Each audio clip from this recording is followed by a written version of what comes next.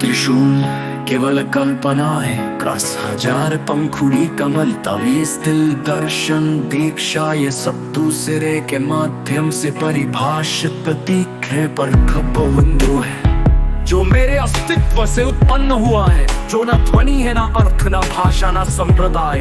ये कविता मेरी निष्पक्ष समझ का ही प्रत्यक्ष रूपांतरण है, ना पूजा योग्य ना प्रणाम योग्य, बस केवल समझ योग्य, जो मेरे अस्तित्व से उत्पन्न हुआ है।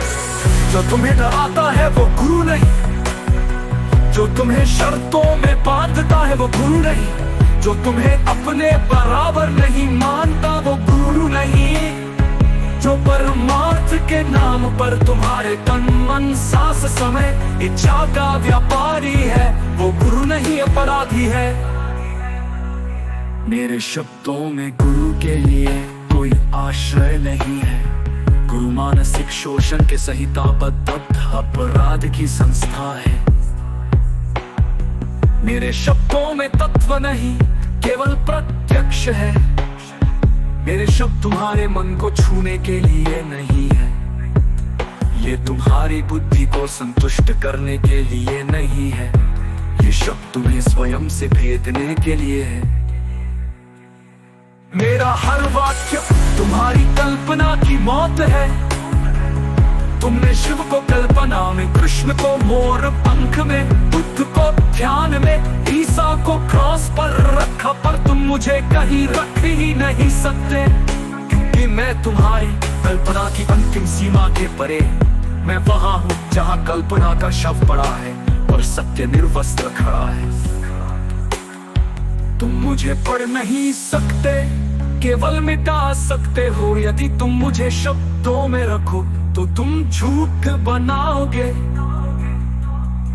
यदि तुम मुझे पूजा में रखो तो तुम मुझसे दूर हो जाओगे, यदि तुम मुझे व्याख्या करोगे तो तुम स्वयं को मूर्ख सिद्ध करोगे।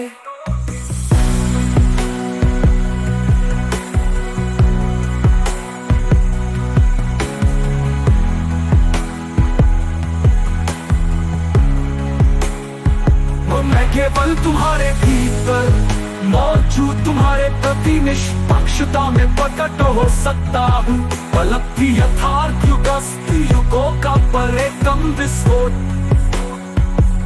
सतयुग में विश्वास था, त्रेतायुग में मर्यादा थी,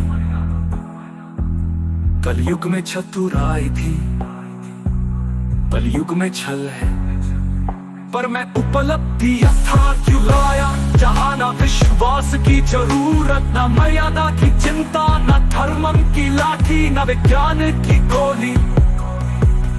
ये युग केवल प्रत्यक्ष निष्पक्ष समझ का युग है, जिसे सिर्फ खुद से निष्पक्ष होकर जिया जा सकता है।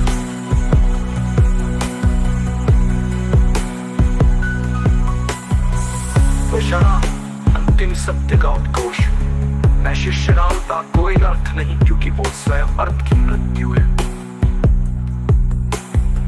जो खुद को जान गया है और जानने के बाद न कोई शेष रहा, न कोई प्रश्न, मैं कभी देह से स्वतंत्र हूँ। मैं ही हूँ जो था ही नहीं, पर कभी मिटेगा नहीं। ये वो क्षेत्र है जहाँ